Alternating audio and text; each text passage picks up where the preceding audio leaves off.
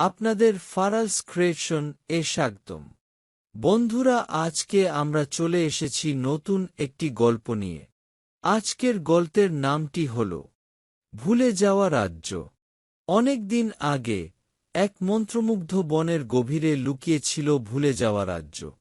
এটি একটি জায়গা যা এক শক্তিশালী অভিশাপের কারণে স্মৃতি থেকে মুছে গেছে। কেবল পবিত্র হৃদয়ের লোকেরাই এটি খুঁজে পেতে পারত এবং তার চেয়েও কম লোকই এর জাদু ভাঙতে পারত। এক সন্ধ্যায় এলারা নামে একটি যুবতী জোনাকির পিছনে ছুটতে ছুটতে বনের মধ্য দিয়ে ঘুরে বেড়াচ্ছিল। সে সবসময় অজানার প্রতি আকৃষ্ট বোধ করত এবং সেই রাতে সে আইভিতে মোড়ানো একটি প্রাচীন পাথরের খিলান পথে হোঁচট খায়।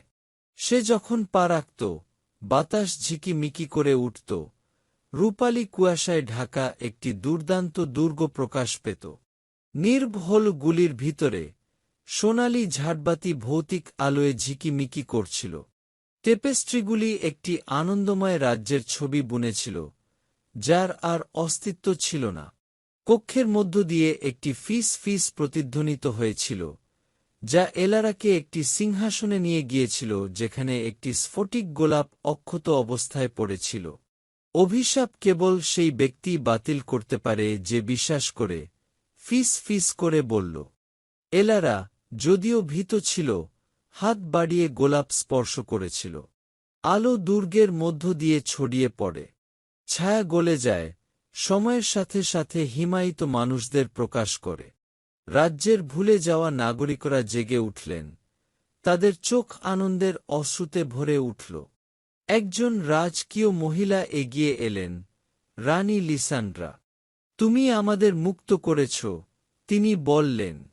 একজন ঈর্ষান্বিত জাদুকর আমাদের অতীত চুরি করেছিল, কিন্তু তোমার হৃদয় পৃথিবী যা ভুলে গিয়েছিল তা মনে রেখেছে। এলারার সাহস মন্ত্র ভেঙে দিয়েছিল। ভোর হওয়ার সাথে সাথে রাজ্যটি স্পর্শ করার সাথে সাথে ভুলে যাওয়া রাজ্যটি আবার পরিচিত হয়ে ওঠে, রূপকথার জগতে ফিরে আসে যেখানে এটি ছিল। সেই দিন থেকে এলারা গল্পের রক্ষক হিসাবে পরিচিত ছিল, কারণ যারা জাদুতে বিশ্বাস করে তারাই কেবল এটিকে সত্যিকার অর্থে জীবন্ত করতে পারে। আজকের গল্প এখানেই শেষ হল। খুবই জলদি ফিরে আসব নতুন গল্প নিয়ে। ভালো থেকো বন্ধুরা।